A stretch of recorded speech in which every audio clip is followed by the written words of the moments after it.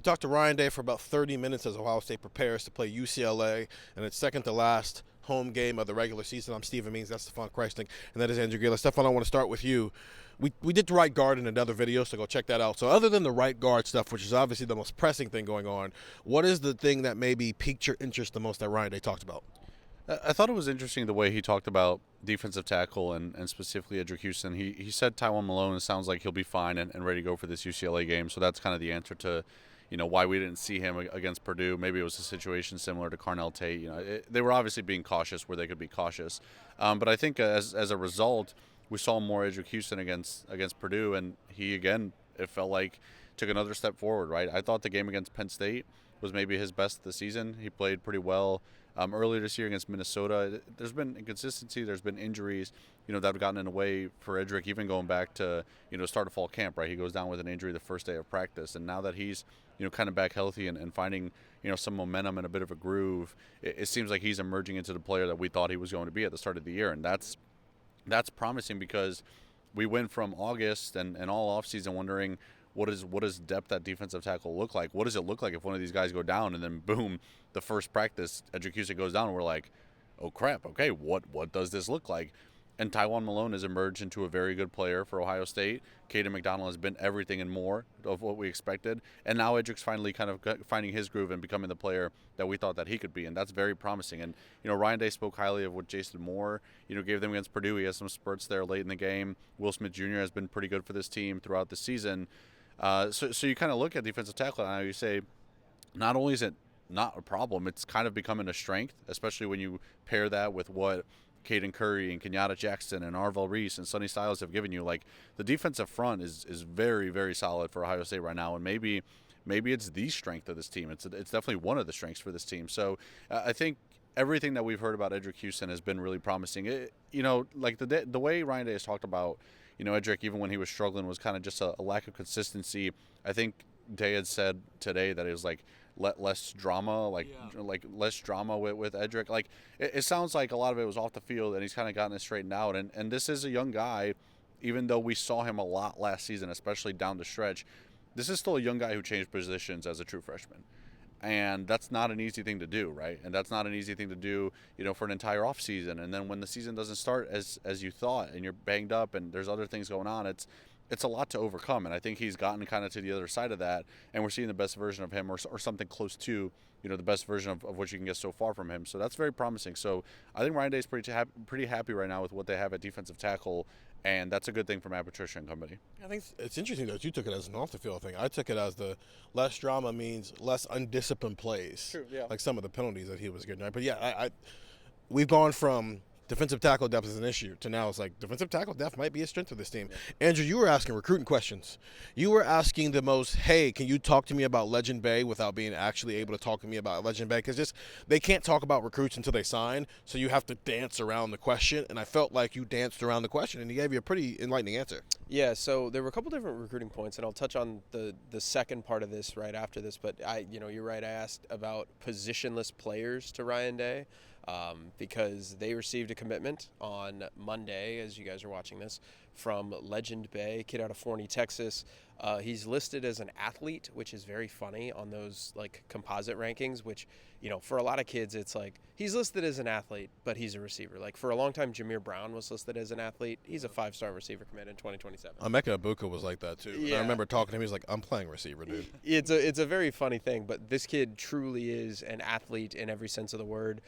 You hear the name Curtis Samuel used a lot in his diverse skill set. He can play running back. He can play slot receiver. He can move around. Like, just if you watch the NFL, I'm not saying this as a player, like as a player comp, but the way that Deebo Samuel is used, the way that Curtis Samuel was used here, the way that Theo Riddick was used with the Detroit Lions, those type of guys that are, not a gadget player necessarily, but you can line them up in a couple of different ways and present some mismatches for opposing defense. That's what Legend Bay is. So, I asked him, and he basically said, like, you have to be able to do that. You have to be able to have a player on your team where if you are not elite at this one really, really good thing or this one particular thing, basically if JJ was really good at catching the football but was the world's worst blocker, you could probably live with it. Like if JJ could not block, which he did have a block in the back against Purdue, if he couldn't block, or he couldn't do some other thing that receivers have a problem doing, but everything else about him as a receiver is what it is, you're probably okay with that. You can't live with it if it's certain other players, and that is what Ryan Day said. He mentioned Xavier Johnson as somebody that he really had a lot of value to this team. Like Legend Bay, I think, is going to be a special teams guy. He's going to be an offensive weapon for them.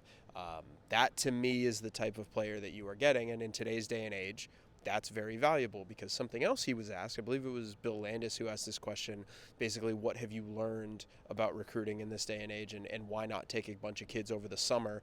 And then I think Jeremy Birmingham also asked about like the increase in size in the 2026 class, which is basically all to just clump it all together, if I could do that.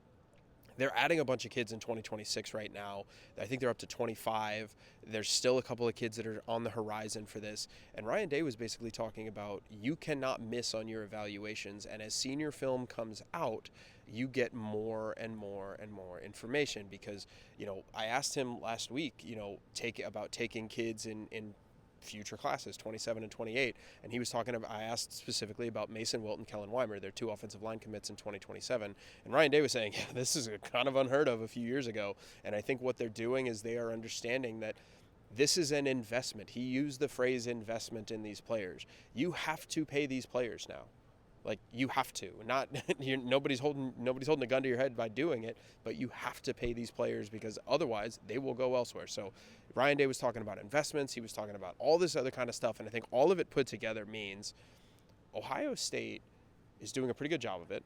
They're kind of circling the wagons on some kids. They are going after kids that maybe were committed elsewhere. They're doing some good things on the recruiting trail, and they are understanding the value of players that can do multiple things. And all of that put together means you're very valuable. It means you're getting a lot of bang for your buck, because it is a literal dollar now.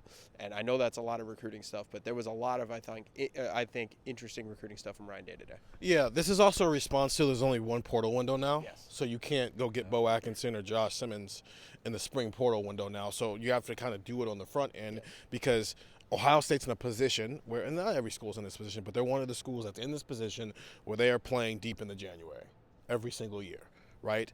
And so that means that there is a 5-day window that opens up as soon as their season ends. Well, the actual portal window is what, January 2nd through the 6th or something like that? So if Ohio State plays in the national championship game on January 19th, that means on January 20th through January 25th, everybody can come play open season on Ohio State's roster, but they don't have the same opportunity to do it to somebody else. Now, it's a rich people problem, right? It's literally a blue blood problem. It doesn't mean it's not a problem. It's just a problem that Ohio State people on their level are dealing with and everybody else isn't dealing with. But that also means that because you can't use the spring window, you got to bring in more people on the back end. But there's also this element of the point where you're talking about the versatility.